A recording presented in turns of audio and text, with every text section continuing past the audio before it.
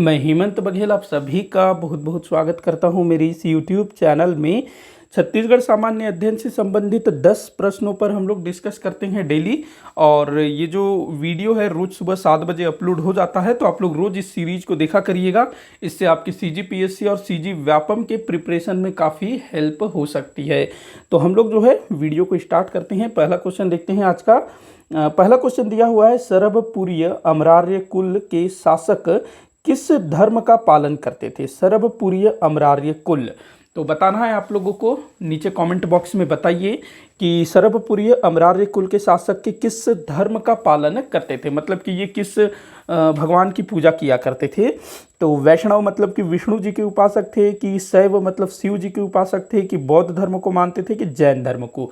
तो ये लोग जो है वैष्णव मत के अनुयायी थे। ध्यान रखेंगे, वैष्णव मत के ये अनुयायी हुआ करते थे, सरभपुरीय अमरार्य कुल के शासक।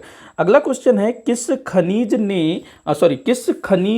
में छत्तीसगढ़ राज्य अकेला उत्पादक राज्य है? तो हमारा छत्तीसगढ़ राज्य किस खनिज के उत्पादन में अकेला है, मतलब कि अग्रणी है? ये आप लोगों को बताना है नीचे कमेंट करके।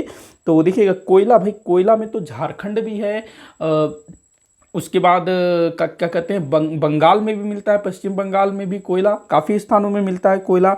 मैग्नीज भी मिलता है, अभ्रंक भी मिलता है, लेकिन जो टीन है ना, इसके उत्पादन के मामले में छत्तीसगढ़ अकेला है भारत में। तो यही आपका आंसर होगा। अगला क्वेश्चन है, रतनपुर के किस शासक को मुगल बादशाह जहांगीर की हाजिरी में 8 वर्ष तक रहना पड़ा था?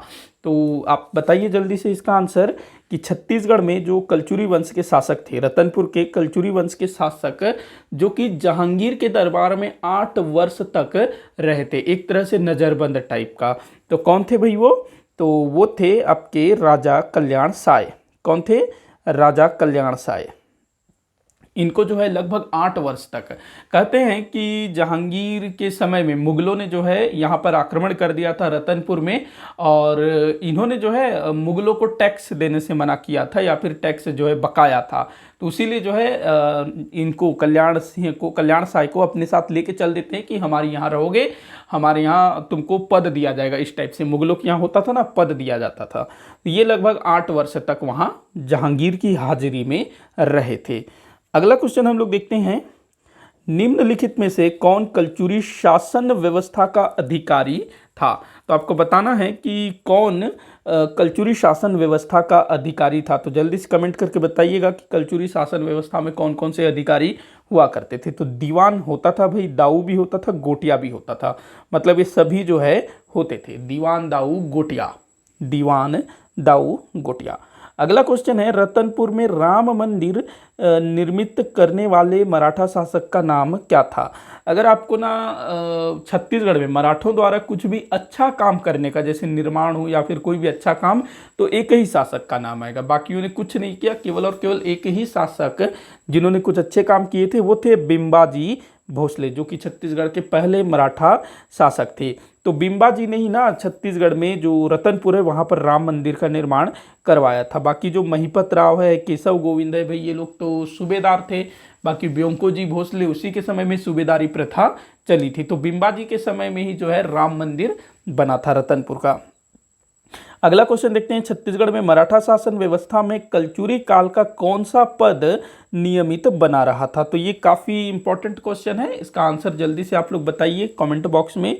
तो पूछ रहा है कि छत्तीसगढ़ में मराठा शासन व्यवस्था में कलचुरी काल का कौन सा पद नियमित बना रहा, मतलब जो मराठे थे जिन्होंने छत्तीसगढ़ पर कब्जा कर लिया रतनपुर में, रायपुर में, तो कलचुरियों के समय की जो शासन व्यवस्था थी उसको इन्होंने बदल दिया, कुछ चीज़ों को रहने दिया। तो कौन सा ऐसा पद है जो कि कलचुरी काल में भी जारी था और मराठों के समय में भी जारी था, ये आप लोगों को बताना है। तो कौन सा है भाई वो पद जो कि कलचुरियों के समय में भी था और मराठों के समय में भी?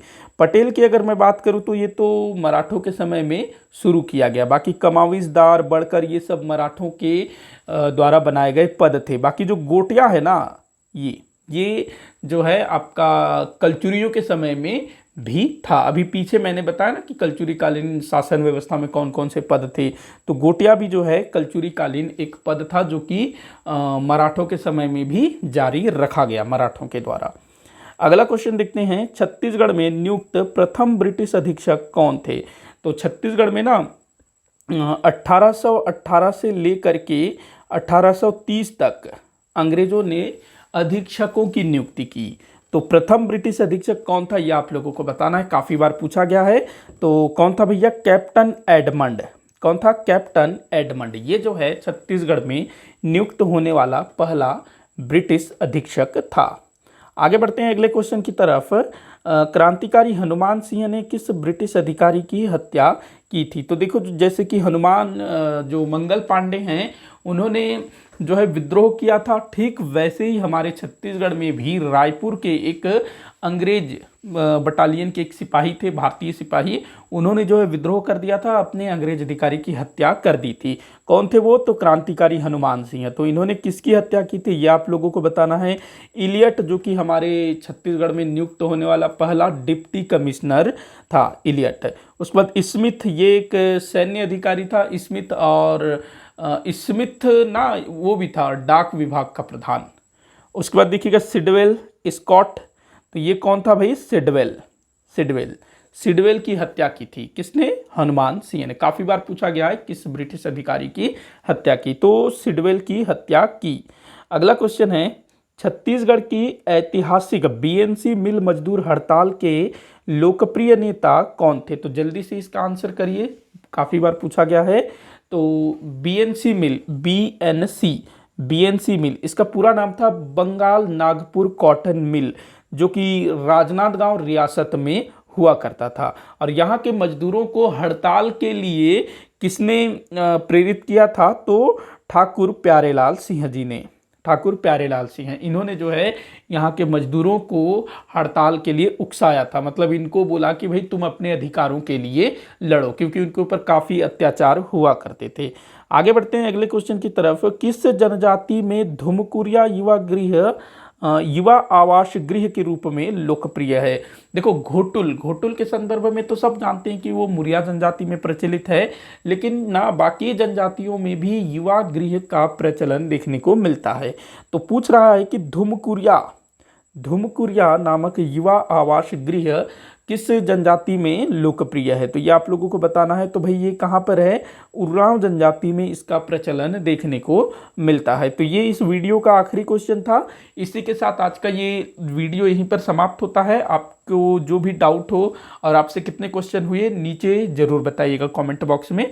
वीडियो को आखिर तक देखने के लिए बहुत बहुत धन्यवाद।